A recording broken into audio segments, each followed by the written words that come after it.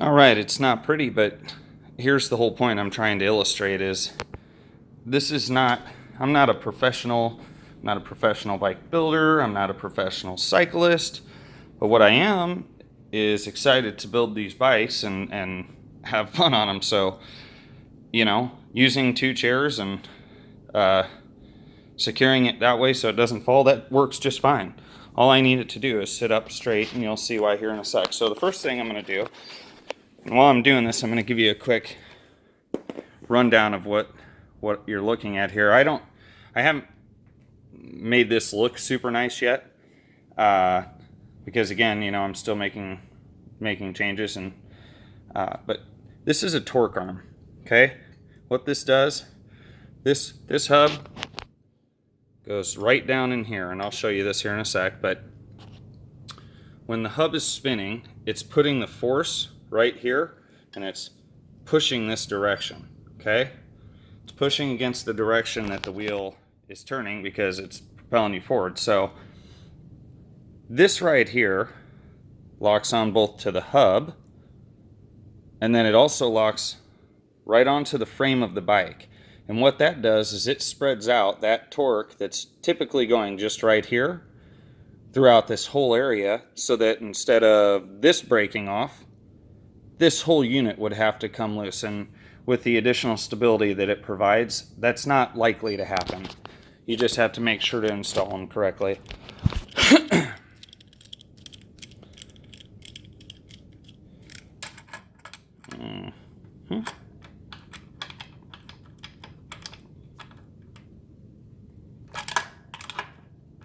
So now we're just going to take this off. Okay. Now when I take things off, I'm the world's least organized person, but the only good system I've got is I just set things on the side of the bike that I took them off of, and I just always leave them that way, because unless you're not going to use it again, you're going to be putting it back on within a few minutes. Now, the next thing I need to do, it's hard to do holding this camera, but I have to loosen this torque arm to get this off. So I'm going to stop for just a moment. One of these days I'll just mount this camera somewhere, but I'm going to stop for a moment, I'm going to loosen that, and I'll show you with the torque arm how we take that off. Okay, so what I did is I took this little screw out of here, right? First couple times I did this, I tried to just unscrew the thing, and it was like a nightmare. But then I realized if you just take the screw out, you could just basically pop that thing right off, okay? And then you just set it down like that and leave it there. Now, you may have to do, depending on your bike, you may have to do this a little differently, but here's the concept, right? To get the spacing right so everything fit and so nothing was pressed, I added, first of all, this one on this side I added. These ones all came with it.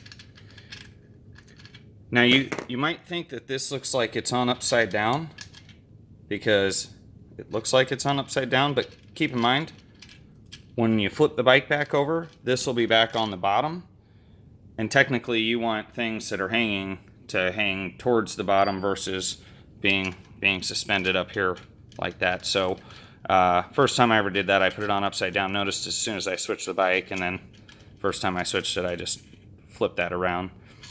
And again, it's just another spacer. This one might have come with the torque arm.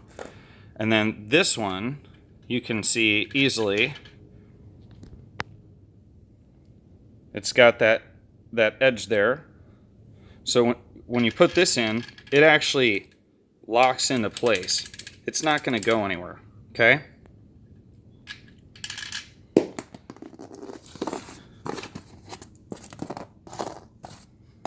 Now, there's one more. It's right in here, okay? I'm going to take off the other side, which is basically just the same exact thing, just on the other side. And then I will lift this out and show you exactly what I put in here, and how to switch out the tire and everything like that.